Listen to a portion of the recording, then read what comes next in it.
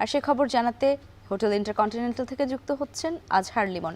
লিমন, উদ্বোধনী অনুষ্ঠান কখন শুরু হয়ে গেছে আর অনুষ্ঠানে কি বক্তব্য দিলেন ইউরোপীয় ইউনিয়নের পর্যবেক্ষকরা?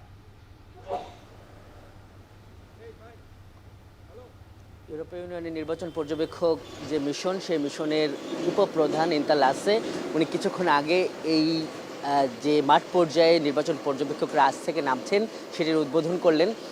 সেই উদ্বোধনী আয়োজনটা যেমন একই সঙ্গে এক ধরনের গণমাধ্যমকে অবহিত করার ব্যাপারটি যেমন ছিল, একই সঙ্গে যারা আজ থেকে মাঠে নামছেন ইউরোপের বিভিন্ন দেশের পর্যবেক্ষকরা তাদেরও গাইডলাইন অর্থাৎ দিক নির্দেশনামূলক ছিল সেই উদ্বোধনী পর্বটি।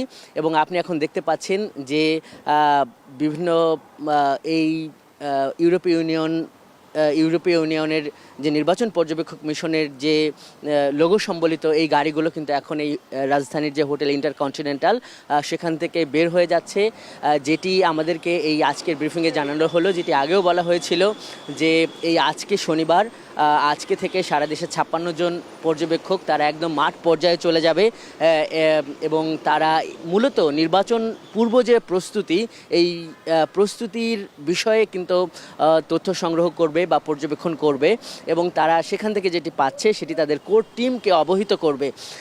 এবং এই যে 56 জন আজ থেকে মাঠে নামছে, এর বাইরেও আরও স্বল্পমেয়াদী কিছু যে সদস্য তারাও আসবে, এরা মূলত দীর্ঘমেয়াদী সদস্য। সব মিলিয়ে এই নির্বাচনে ইউরোপীয় ইউনিয়নের যে নির্বাচন পর্যবেক্ষণ মিশন, যেটি এই শুধুমাত্র এই 2026 সালের এই নির্বাচনকে সামনে রেখে যে মিশনটি স্থাপিত হয়েছে, সেই মিশনের প্রায় 200 জন পর্যবেক্ষক এই যে আসন্ন 2026 সালের অর্থাৎ এই ত্রয়োদশ জাতীয় সংসদ নির্বাচন তারা পর্যবেক্ষণ করবেন। এই উদ্বোধনী আয়োজনে আমরা দেখছি ইন্তার লাসে, যিনি এই মিশনের ডেপুটি প্রধান, তিনি বলেছেন যে এই নির্বাচন এটি বাংলাদেশের জন্য একটি ঐতিহাসিক ঘটনা।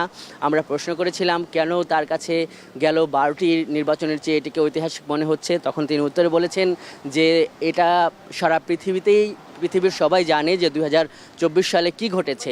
অর্থাৎ এই যে একটা বড় পরিবর্তনের পর এই নির্বাচন নিয়ে যেমন দেশের মানুষের একটা বিরাট আগ্রহ আছে, সেইভাবে আমরা দেখছি যে আন্তর্জাতিক সম্প্রদায়েরও একটা বড় আগ্রহ আছে এবং তারা কিন্তু বলা যায় যে 2008 সালের পর আর কোনো নির্বাচন পর্যবেক্ষণে আসেননি।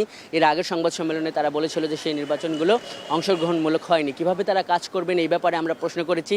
তারা বলছেন যে তারা এখানে পর্যবেক্ষণ করবে কিন্তু হস্তক্ষেপ করবে না, এবং তারা যা পাচ্ছেন এর মূলত যে প্রতিবেদনটি হবে সব মিলিয়ে তাদের বিচার বিশ্লেষণ শেষে সেটি নির্বাচনের 2 দিন পর জানাবে এবং ভবিষ্যতে যে ত্রুটি বিচ্যুতি তারা যদি কিছু পায় সেইগুলো যাতে শুধরাতে পারে, বাংলাদেশের নির্বাচন ব্যবস্থা যাতে উন্নত হতে পারে, এই বিষয়ক রিপোর্টটি এই নির্বাচনেরও 2 মাস পর তারা কিন্তু প্রকাশ করবে। এইখানে যেটি আমরা তাদেরকে প্রশ্ন করেছি যে তারা আসলে এই নির্বাচনের মাঠে কি দেখবে, তারা বলেছে যে এই নির্বাচনটি মূলত বাংলাদেশের অভ্যন্তরীণ একটি ব্যাপার এবং এটি কার্যতই যেই স্থানীয় বা অভ্যন্তরীণ আইনে অনুষ্ঠিত হচ্ছে, এই আইন কতটা মানা হচ্ছে সেটি যেমন তারা দেখবে, একই সঙ্গে তারা দেখবে যে আন্তর্জাতিক মানদণ্ডে এই নির্বাচনটা কতটা গ্রহণযোগ্য হচ্ছে সেটি তারা বলেছে। অসঙ্গতির ব্যাপারে আমরা তাদেরকে যখন জানতে চেয়েছি, তারা বলেছে যে পৃথিবীর এমন কোনো নির্বাচন নেই যেটি একদম শতভাগ সুন্দর হয় বা শতভাগ সঠিক হয়। সেই জায়গা আজহার লিমন, ধন্যবাদ আপনাকে। দর্শক, হোটেল ইন্টারকন্টিনেন্টাল থেকে যুক্ত ছিলেন সহকর্মী